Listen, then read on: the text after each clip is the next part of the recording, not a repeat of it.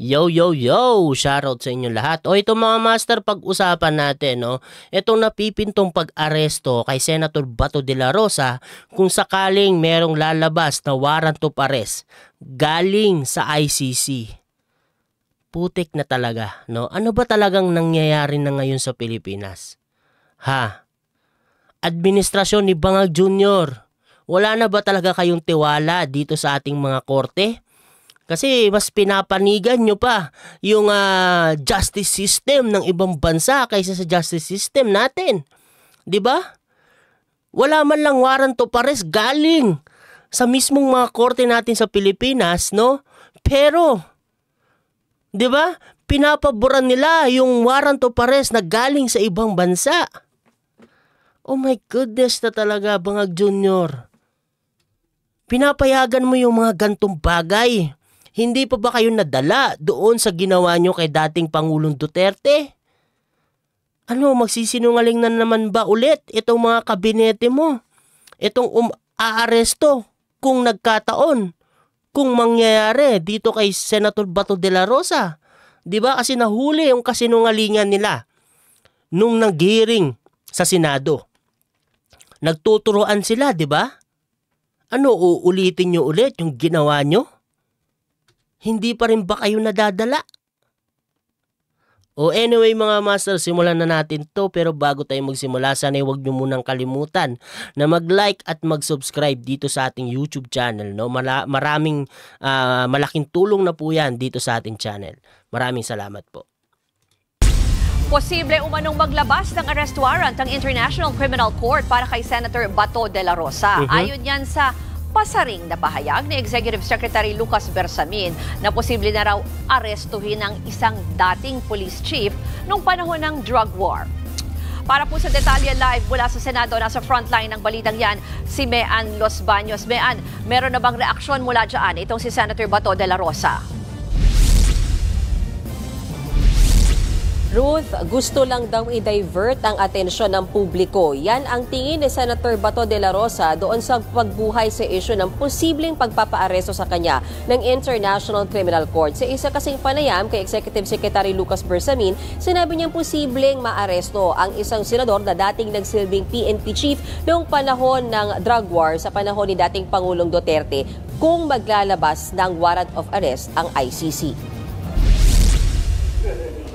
Ruth, sabi nga ni Senator Bato, lumang issue na ang tungkol sa arestuhan. Pero bakit ito binubuhay muli? Git niya, tila nililihis lang daw ng palasyo ang atensyon ng publiko mula sa issue na nagdadawit kay First Lady Liza Araneta Marcos sa pagkamatay ng negosyanteng si Paulo Tantoco. Tingnan nyo. Grabe, no? Kasi nga naman, di ba? Yung pumutok yung issue patungkol dito, no, kay Liza Marcos, di ba? Agaran dinakip etong si dating Pangulong Duterte. Di ba? Bigla talagang napatay yung issue na yon patungkol kay Liza Marcos. Mas natuon ang issue patungkol kay dating Pangulong Duterte. Di ba? Tapos ngayon, pumutok ulit itong issue na to kay Liza Marcos, no? Dahil merong lumabas no sa mainstream media na result ng pagkamatay ni Tantoco na overdose sa paggamit ng coke, 'di ba? Nadadawit ulit itong pangalan ni Liza Marcos, 'di ba? Ngayon ang ginagawa na naman yung aresto. 'Di ba? Isipin nyo, out of nowhere, bigla na naman nagsalita itong si Bersamin na posibleng damputin or arestuhin itong si Senator Bato de la Rosa kung may lalabas na warrant of arrest galing sa ICC. Bulok. Diba? Bigla na namang nilabas itong issue na to na aresto.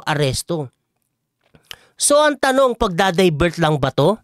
Kagaya ng naunang ginawa nila kay dating Pangulong Duterte.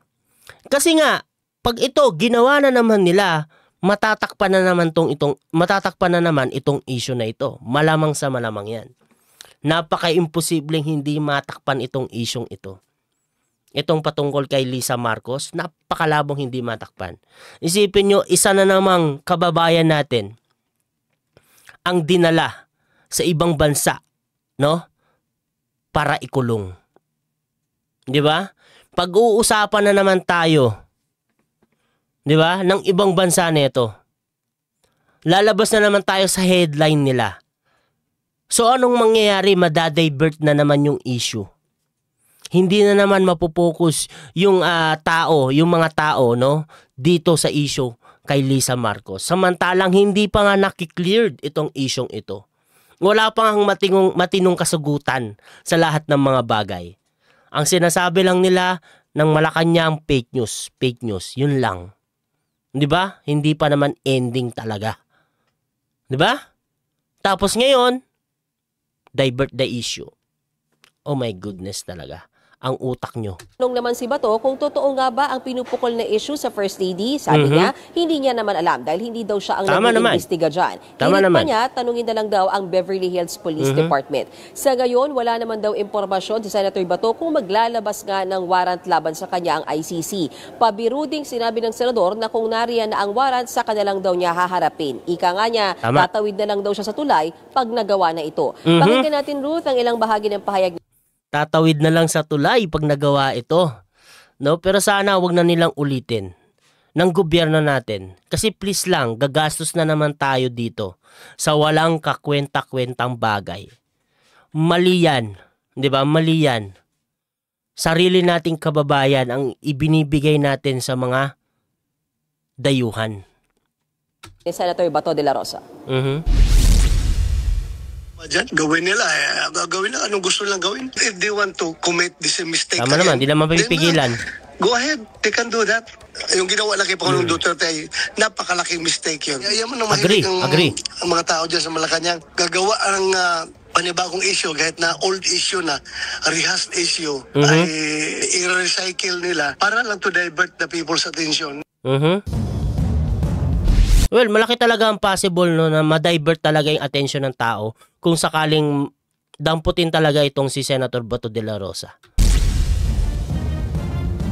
Ruth, natanong din natin si Senator Bato kanina, no, kung may mga paghahanda ba siya dyan sa posibleng ngang pagpapaaresto sa kanya ng ICC. Sabi ni Senator de la Rosa, ayaw niya niyang i-telegraph yung kanyang mga plano o kung may mga paghahanda ba siya. Pero natanong din siya, posible bang hindi niya harapin yung warrant, hindi siya magpaaresto, ayaw din daw niyang sagutin yung posibilidad kung siya ba ay magtatago o hindi. Ruth?